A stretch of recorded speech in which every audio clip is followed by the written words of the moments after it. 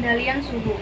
Ada fakta bahwa suhu tubuh mempengaruhi perilaku dalam berbagai cara, tanpa selalu kita sadari. Contohnya, ada burung camar yang berdiri dengan menggunakan satu kaki, padahal lebih mudah menggunakan dua kaki untuk menjaga keseimbangan.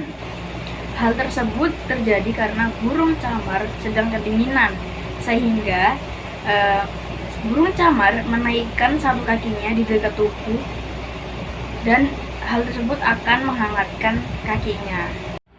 Homeostatis dan alostatis. Homeostatis merupakan kecenderungan untuk mempertahankan kondisi suhu tubuh tertentu dengan aktivitas fisiologi atau perilaku.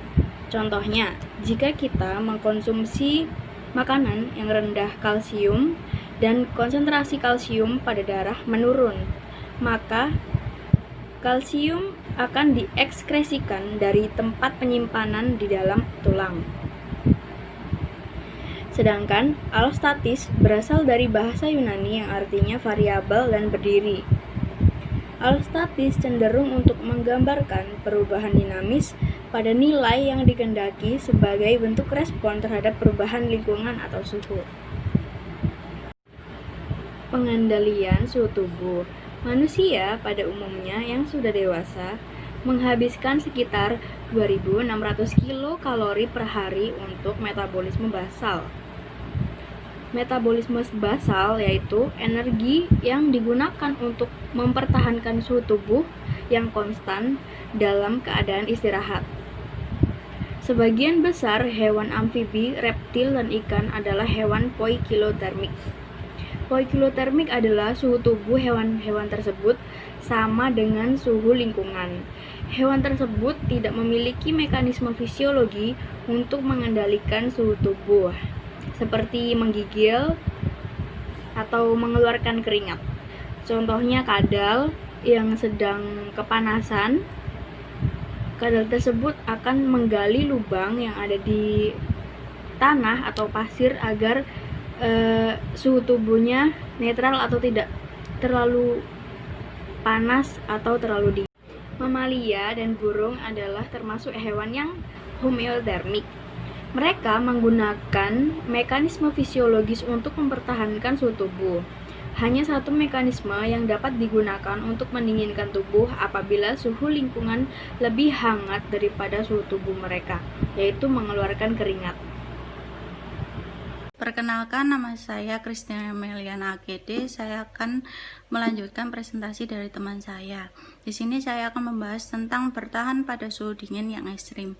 Jika suhu atmosfer turun hingga di bawah 0 derajat Celcius atau 30 derajat Fahrenheit, kita dapat mempertahankan suhu tubuh normal dengan cara menggigil, mengendalikan peredaran darah, dan menjauhi permukaan kulit, dan seterusnya jika suhu tubuh turun hingga di bawah titik beku. Selanjutnya, ada manfaat suhu tubuh tinggi yang konstan. Manfaatnya adalah untuk mempertahankan suhu tubuh agar tidak melebihi batas kemampuan tubuh dalam beradaptasi. Setiap perangsangan yang terjadi pada tubuh adalah hasil dari reaksi untuk menyesuaikan dengan lingkungan. Kemampuan ini diatur oleh otak bagian hipotalamus. Selanjutnya, bagian otak yang bertugas untuk mengatur respon tubuh terhadap lingkungan, yaitu bagian hipotalamus yang paling penting dalam pengendalian suhu, adalah bagian anterior dan praoptik yang terletak dekat dengan kiasma optik, lokasi persilangan saraf optik di dalam POA-AH. Bagian tersebut juga menerima input dari reseptor-reseptor pada kulit dan sumsum tulang belakang yang sensitif terhadap perubahan suhu. Pada akhirnya akan menimbulkan efek menggigil yang hebat apabila POA-HA dalam reseptor-reseptor tersebut mengalami kedinginan. Sementara apabila keduanya kepanasan, maka akan mengeluarkan efek keringat. Setelah itu ada kerusakan pada POA-AH, bisa menyebabkan gangguan untuk mengendalikan suhu tubuh, yaitu demam. Efek infeksi bakteri dan virus umumnya menyebabkan demam, yaitu suatu peningkatan suhu tubuh, masuknya bakteri, virus, jamur, dan pengganggu lainnya menyebabkan dikerahkannya leukosit atau sel darah putih. Leukosit tersebut melepaskan protein kecil yang disebut dengan sitokin yang menyerang pengganggu, sekaligus berkomunikasi dengan otak. Lintasan utama komunikasi sitokin yaitu sitokin menstimulasi saraf vagus, lalu saraf tersebut akan mengirimkan sinyal ke hipotalamus untuk memicu demam. Ketika menggigil ataupun berkeringat, apabila suhu tubuh turun atau naik dari nilai normalnya yaitu 37 derajat Celcius, ketika demam misalnya dengan suhu 39 derajat Celcius, maka akan menggigil atau berkeringat kapanpun suhu tubuh berubah dari nilai tersebut. Haus, menurut para ahli dijelaskan dua tokoh, yaitu Millard Stafford dan Newton. Menurut Millard, haus adalah panduan pada orang sehat untuk memenuhi kebutuhan hidrasi tubuh. Dan menurut Newton, haus adalah keinginan individu untuk memenuhi kebutuhan cairan tubuh yang dilakukan secara sadar. Mekanisme pengendalian kandungan air, manusia menerapkan strategi yang berbeda tergantung situasi. Pituitari posterior akan mengeluarkan hormon yang disebut dengan vasopresin, yang akan meningkatkan tekanan darah dengan cara mengontriksi pembuluh darah. Vasopresin berasal dari kata vascular pressure yang berarti tekanan pada pembuluh darah. Tekanan darah yang meningkat akan mengompensasi volume darah yang berkurang. Vasopresin juga dikenal dengan nama hormon antidiuretik, karena hormon tersebut memicu proses penyerapan kembali air dari urin pada ginjal sehingga urin menjadi lebih terkonsentrasi. Haus, hipovolumik, dan lapar spesifik terhadap natrium. Apa sih angiotensin II itu? Angiotensin II adalah hormon yang disebut sebagai vasopressin, yaitu ketika tubuh bereaksi dan mempengaruhi kontraksi dari pembuluh darah. Sedangkan haus hipovolumik yaitu haus yang dipicu oleh volume cairan yang rendah. Itu ketika angiotensin II mencapai otak, hormon tersebut menstimulasi neuron pada daerah yang berbatasan dengan ventrikel ketiga. Menurut Fitz Tappacraft 2000, Magnier-Plain dan Simpson 1980, Tanaka dan kawan-kawan 2001. Dan lapar spesifik terhadap natrium yaitu sebuah preferensi di mana ketika individu mengalami peningkatan preferensi terhadap air yang sedikit asin. Individu akan meminum air murni dan air garam sampai menemukan konsentrasi yang tepat. Perbandingan haus hipovolumik dan osmotik. Haus osmotik, dia distimulus dengan konsentrasi molekul terlarut lebih tinggi di luar sel daripada di dalam sel, sehingga menyebabkan keluarnya air dari sel. Dan minuman yang dianjurkan untuk haus osmotik yaitu air. Lokasi reseptornya di OVLT, bagian otak yang berbatasan dengan ventrikel ketiga, dan dipengaruhi oleh hormon disertai sekresi vasopressin. Sedangkan haus hipovolumik, dia distimulus dengan penurunan volume darah. Dan minuman yang dianjurkan yaitu air yang mengandung dengan molekul terlarut. Lokasinya yaitu reseptor yang memantau tekanan darah pada vena dan organ subfornikal, sebuah bagian otak yang berbatasan dengan ventrikel ketiga. Dan hormon yang dipengaruhi yaitu ditingkatkan oleh angiotensin kedua. Sebagai catatan, ketika cadangan natrium tubuh menurun, kelenjar adrenal menghasilkan hormon aldosteron yang menyebabkan ginjal, kelenjar saliva, dan kelenjar keringat mempertahankan garam. Menurut Ferry and Baron 1996. Sedangkan aldosteron dan angiotensin II mengubah karakteristik neuron pada traktus solitaris yang merupakan bagian dari sistem cita rasa. yaitu dengan cara mengubah traktur tersebut bereaksi terhadap cita rasa sehingga reaksinya terhadap garam sama ketika bereaksi terhadap gula, menurut McCouch and Stowe 2000. Haus ditinjau dari sisi biologi. Apakah pengendalian suhu tubuh terjadi secara otomatis dan pengaruh kandungan air tubuh tergantung pada perilaku? Jawabannya yaitu tidak sepenuhnya itu benar, karena sebagian pengendalian suhu tubuh terjadi melalui mekanisme yang terjadi secara otomatis, seperti kita berkeringat dan menggigil. Sebagian lagi terjadi melalui mekanisme perilaku, seperti memilih tempat yang hangat atau dingin. Sebagai pengendalian kandungan air dalam tubuh terjadi melalui perilaku minum dan sebagian lagi melalui bantuan hormon yang mempengaruhi aktivitas ginjal. Jika ginjal tidak dapat mengendalikan kandungan air minum dan natrium, maka otak akan mendapatkan sinyal yang merubah perilaku minum atau konsumsi natrium. Kesimpulan yang dapat kita ambil dari bab haus yaitu yang pertama, setiap spesies dari mamalia telah mengembangkan caranya masing-masing untuk mengendalikan kandungan air tubuh, mulai dari sering minum hingga mengonversi air yang ekstrim, sedangkan pada manusia mengatur strateginya berdasarkan dari ketersediaan cairan yang dapat dimanfaatkan di lingkungannya.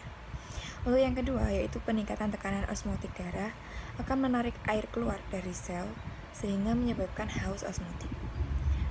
Yang ketiga, penurunan volume darah menyebabkan haus hipovolumik. Dan yang keempat, haus hipovolumik dipicu oleh hormon angiotensin II. Dan yang terakhir, hilangnya garam natrium dari dalam tubuh memicu munculnya keinginan kuat akan hal cita rasa tertentu. Ada lapar. Lapar adalah kondisi alamiah yang dirasakan setiap orang. Menurut para ahli, lapar adalah sinyal bagi tubuh yang memberi petunjuk penting apa yang terjadi dalam tubuh kita. Sistem pencernaan. Sistem pencernaan adalah serangkaian jaringan organ yang bekerja untuk mencerna makanan. Selama dalam saluran pencernaan, makanan akan mengalami proses pencernaan baik secara mekanik maupun secara kimia. Pengaruh lain dalam pemilihan makanan. Yang pertama, hewan. Bagi seorang hewan karnivora atau pemakan hewan lainnya, sangat mudah memilih makanan yang memuaskan. Seekor hewan karnivora tidak akan kekurangan vitamin, kecuali ia memakan hewan lain yang kekurangan vitamin pula.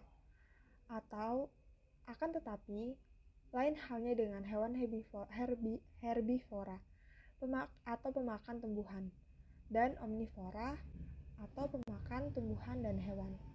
Hewan-hewan tersebut harus bisa memilih makanan yang baik, yang bisa dimakan dan yang tak bisa dimakan. Harus mendapat suplai vitamin dan mineral yang baik dan cukup. Selanjutnya manusia. Manusia memiliki beberapa cara untuk memilih makanan yang mereka sukai.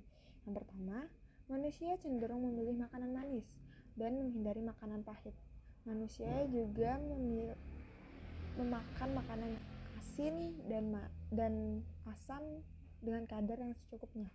Lalu yang kedua, manusia akan memilih rasa yang sudah ia kenal dan menghindari rasa yang asing dalam mulutnya, karena makanan yang belum ia kenal rasanya belum tentu aman. Yang ketiga, menghindar rasa bersyarat atau conditional tasty aversiveness. Kondisi ini adalah kondisi di mana manusia menerima konsekuensi makanan yang belum pernah dimakan atau konsumsi. Setelah mengonsumsi dan terjadi beberapa hal yang kurang enak, contohnya mual, sakit perut, atau sakit kepala, maka otak manusia otomatis akan menyalahkan makanan yang baru saja dimakan. Kondisi ini bisa membuat orang tersebut menghindari makanan tersebut, bahkan membenci makanan itu. Pengendalian makan jangka pendek dan jangka panjang. Yang pertama ada faktor oral.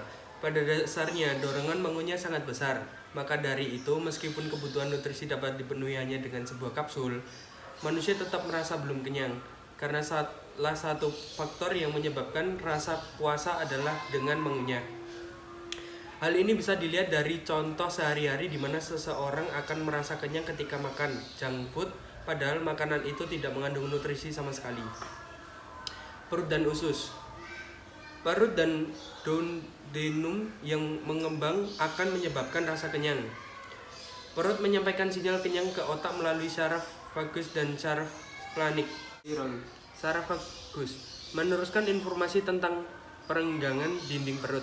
Saraf splanik meneruskan informasi tentang kandungan nutrien di dalam perut.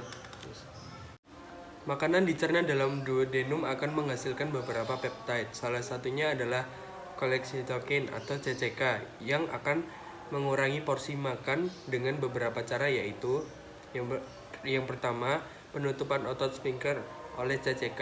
Akibatnya makanan tidak bisa mengalir dari perut.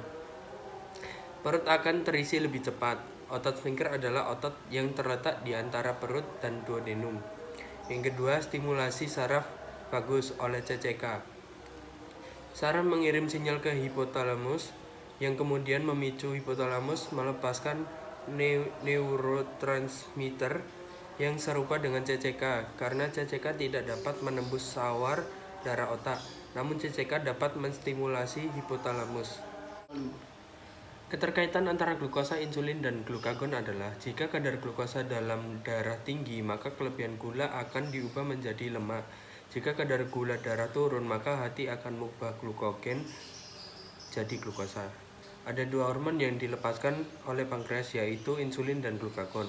Setelah makan lama-kelamaan kadar insulin turun sehingga glukosa lambat masuk ke dalam sel, maka akan timbul rasa lapar. Glukagon memicu hati untuk mengubah sebagian cadangan glukogen jadi glukosa sehingga gula darah normal kembali. Jika kadar insulin terus tinggi, maka tubuh akan memasukkan gula darah ke sel secara cepat. Akibatnya kadar gula darah turun dan rasa lapar meningkat. Meskipun kadar insulin tinggi, contohnya pada hewan yang akan melakukan hibernasi, hal ini terjadi agar hewan tersebut makan secara terus-menerus sebagai cadangan makanan ketika berhibernasi. Jika kadar insulin terus rendah, maka jumlah gula darah yang masuk ke sel sedikit. Meskipun kadar gula darah tinggi, akibatnya individu akan makan lebih banyak karena sel-selnya kelaparan. Contohnya pada penderita diabetes. Mekanisme otak. Nukleus arkuat dan hipotalamus paraventrikular. Nukleus arkuat pada hipotalamus memiliki satu rangkaian neuron yang sensitif terhadap lapar dan satu rangkaian yang sensitif terhadap kenyang. Sel-sel yang sensitif terhadap rasa lapar menerima input dari lintasan cita rasa. Input lain untuk sel yang sensitif terhadap rasa lapar datang dari akson yang melepaskan neurotransmitter ghrelin. Perut melepaskan ghrelin selama periode kekurangan makanan yang memicu kontraksi pada perut. Input yang menuju sel yang sensitif terhadap rasa kenyang di nukleus kuat adalah sinyal-sinyal lapar jangka pendek maupun jangka panjang. Sinyal jangka pendek, rasa kembung yang memicu keluarnya neurotransmitter CCK, gula darah yang meningkatkan pelepasan hormon insulin. Sinyal jangka panjang, kadar lemak tubuh melepaskan leptin. Di sini saya akan menjelaskan tentang gangguan makan. Yang pertama ada obesitas. Obesitas menjadi masalah yang cukup serius karena meningkatnya kesejahteraan masyarakat. Mereka mampu mendapatkan makanan enak dalam jumlah banyak. Berikut beberapa contoh pengaruh sosial dan budaya yang kemungkinan menyebabkan gangguan makan. Yang pertama, individu lebih banyak makan ketika bersama-sama dikarenakan waktu makan berlangsung lebih lama. Yang kedua, porsi makan tergantung pada waktu dan kebudayaan lokal. Yang ketiga, individu di Amerika makan dalam porsi lebih besar. Menurut mereka, makanan tersebut rendah lemak, padahal sebenarnya tidak. Yang kedua, ada genetika dan berat badan. Obesitas dikendalikan sebagian oleh faktor genetik, walaupun di semua kasus obesitas tidak ada satu gen pun yang memiliki pengaruh lebih dari 5%. Efek gen bergantung pada makanan apa yang tersedia. Individu cenderung makan berlebihan ketika ada makanan yang sangat enak, terutama makanan yang mengandung lemak dan karbohidrat. Sebuah studi di Denmark mengungkapkan bahwa berat badan dari 540 anak yang diadopsi lebih berkaitan dengan kerabat biologis daripada pengadopsinya. Dan studi lain mengungkapkan bahwa penderita obesitas lebih banyak duduk daripada bergerak. Yang ketiga, teknik-teknik penurunan berat badan. Sebuah survei mengungkapkan bahwa metode penurunan berat badan apapun harus disertai dengan olahraga. Contohnya seperti berjalan kaki sejauh 4,5 km atau kurang dari 3 mil. Kedua, olahraga juga dapat menurunkan tekanan darah, menurunkan kadar kolesterol, dan meningkatkan kesehatan. Yang ketiga, beberapa orang memanfaatkan obat penurun nafsu makan. Keempat, ada anoreksia nervosa. Anoreksia nervosa adalah suatu kondisi ketika seseorang menolak atau takut makan. Penyebabnya belum dipahami dengan jelas. Tetapi, penderita ini mampu mempertahankan keaktifan tinggi walaupun kelaparan. Yang kelima ada bulimia nervosa, yaitu ditandai dengan berubahnya perilaku kurang makan hingga berlebihan makan. Hal ini telah dibandingkan dengan perilaku ketergantungan, terutama efek ketika berhenti menggunakan obat lalu kembali menggunakannya. Lalu ada beragam pengendalian lapar. Makan dikendalikan oleh banyak area otak yang memantau kadar gula darah, kekembungan perut, kandungan duodenum, berat tubuh, sel-sel lemak, dan lainnya. Kekomplekan sistem ini juga menyediakan jaminan keamanan jika salah satu sistem bermasalah. Kita menyadari bahwa individu memiliki porsi makan berbeda-beda. Pengendalian makan berhasil bukan karena kekompleksitasnya, tetapi karena sistem itu sendiri.